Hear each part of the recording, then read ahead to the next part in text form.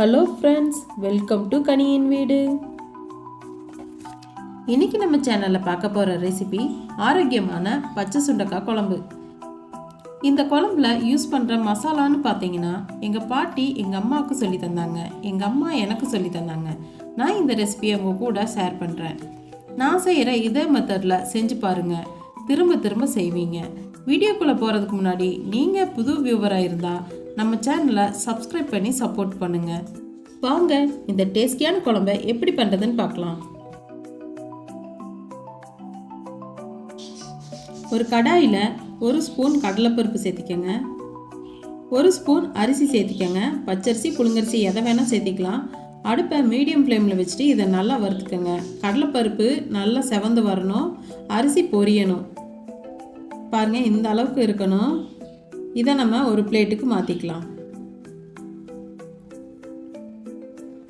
அதே கடாயில் 1/4 ஸ்பூன் வெந்தயம் சேர்த்திக்கங்க. வெந்தயம் கருகாமல் நல்லா செவந்து வர வரைக்கும் வறுத்துக்கங்க. வெந்தயம் கருகிடுச்சுன்னா குழம்பு கசப்பாயிரும். இப்போ வெந்தயம் பொரிஞ்சிருச்சு, இது ஒரு பிளேட்டுக்கு மாற்றிக்கலாம். அதே கடாயில் 2 ஸ்பூன் எண்ணெய் ஊற்றிக்கங்க. நான் காரத்துக்கு ஒரு 6 மிளகா சேர்த்திக்கிறேன். நீங்கள் உங்கள் காரத்துக்கு தகுந்த மாதிரி மிளகா சேர்த்திக்கங்க. 1 கப் மல்லி சேர்த்திக்கிறேன். இது கூட 1 ஸ்பூன் சீரகம், 1/4 ஸ்பூன் மிளகு. இதை நல்லா வறுத்துக்கலாம். அடுப்பு மீடியம் ஃப்ளேம்லேயே இருக்கட்டும். நல்லா மணம் வர வரைக்கும் வறுத்துக்கங்க. மல்லி கருகாமல் பார்த்துக்கோங்க, அப்போ தான் டேஸ்ட்டாக இருக்கும். இப்போ கொஞ்சம் வணங்கிருச்சு. இதில் ஒரு கொத்து கருவேப்பிலையை சேர்த்திக்கலாம். இதையும் நல்லா வறுத்துக்கலாம். இந்த மாதிரி வணக்கும் போது கருவேப்பிலையோட மனம் நல்லா இறங்கும் குழம்புல. இப்போ வணங்கிருச்சு, இதை ஒரு பிளேட்டுக்கு மாற்றிக்கலாம். அதே கடாயில் 2 ஸ்பூன் எண்ணெய் ஊற்றிக்கங்க.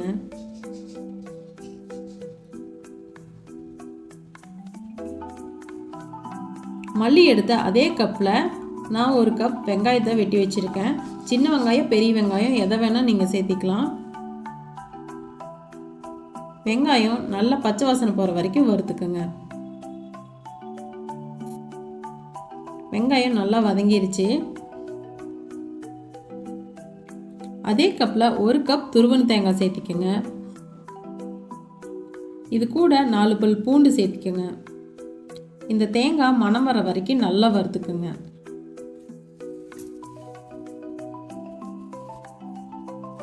இப்போ தேங்காய் நல்லா வதங்கிருச்சு.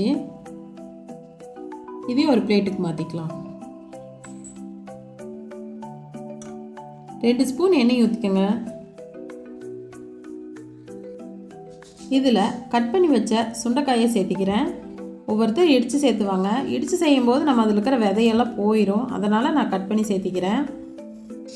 இந்த சுண்டைக்காய் நல்ல எண்ணெயிலேயே வறுபடணும். சுண்டைக்காய் நல்லா வறுபட்டுருச்சு. இதை எடுத்து வச்சுக்கலாம். இப்போ நம்ம வறுத்த செலவு சாமானமெல்லாம் இருக்குது, இதெல்லாம் ஆறிடுச்சு. இது கூட ஒரு 1/4 ஸ்பூன் மஞ்சள் தூள் சேர்த்திக்கங்க. இதை தண்ணி சேர்த்தி நல்லா நைஸாக அரைச்சி எடுத்துக்கலாம்.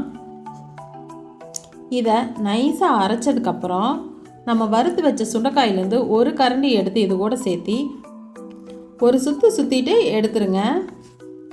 குழம்புல இந்த சுண்டைக்காயோட ஃப்ளேவர் நல்லா இறங்கும். இப்போ இதை அரைச்சிட்டு வந்துக்கலாம்.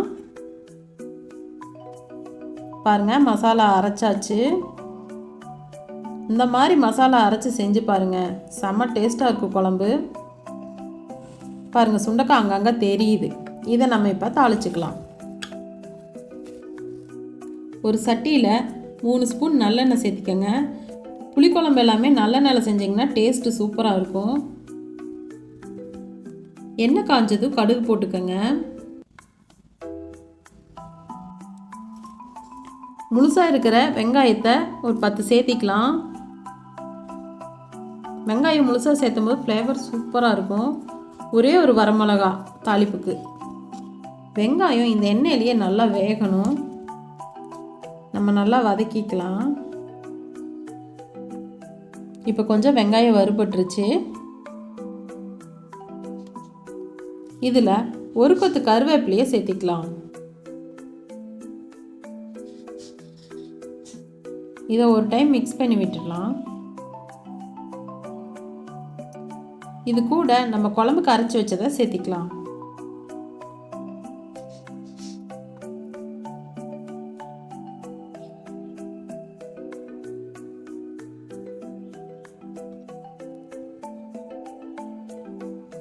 ஒரு நெல்லிக்காய் சைஸ் புளியை கரைச்சி வச்சுருக்கேன், அதையும் இதில் சேர்த்திக்கலாம். நம்ம வதக்கி வச்சுருந்த சுண்டைக்காயையும் சேர்த்திக்கலாம். குழம்புக்கு தேவையான அளவு உப்பு சேர்த்திக்கலாம். இது ஒரு நிமிஷத்துக்கு இந்த எண்ணெயிலேயே வதங்கட்டும். கிளறி கொடுத்துட்டே இருங்க. நம்ம பருப்பு அரிசியெல்லாம் போட்டிருக்கோம், அடி பிடிச்சிரும். இப்போ கொதி வர ஆரம்பிச்சிருச்சு. இப்போ நாம் குழம்புக்கு தேவையான அளவு தண்ணி சேர்த்திக்கலாம்.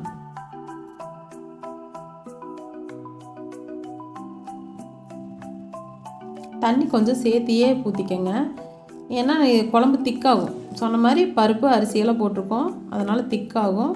அதனால் தண்ணி கொஞ்சம் சேர்த்தி ஊற்றிக்கங்க. பச்சை வாசனை போகிற வரைக்கும் நம்ம கொதிக்க வைப்போம். இந்த அளவுக்கு தண்ணியாக இருக்குது. இப்போ நல்லா இது கொதி வரணும். புளியோட பச்சை வாசனையெல்லாம் போகணும், வேகட்டும். குழம்பு நல்லா கொதி வந்துடுச்சு, எண்ணெய் பிரியுது, பார்த்துக்குங்க. குழம்பு சூப்பராக ரெடி ஆயிடுச்சு. இதில் இருக்கிற முழு வெங்காயத்தை பார்த்திங்கன்னா செம்ம டேஸ்ட்டாக இருக்கும். உப்பு, காரம், புளிப்பு எல்லாம் ஊறி போயிட்டு செம்ம டேஸ்ட்டாக இருக்கும். இந்த மாதிரி முழுசாக வெங்காயத்தை போட்டு ஊற வச்சு சாப்பிட்டு பாருங்கள்.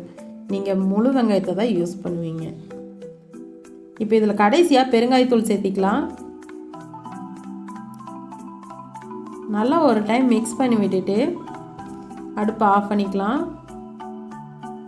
நீங்களும் இதே மெத்தடில் இந்த ரெசிபியை ட்ரை பண்ணி பாருங்கள்.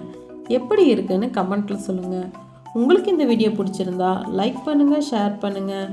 அப்படியே நம்ம சேனலை சப்ஸ்கிரைப் பண்ணி சப்போர்ட் பண்ணுங்கள். தேங்க்ஸ் ஃபார் வாட்சிங்.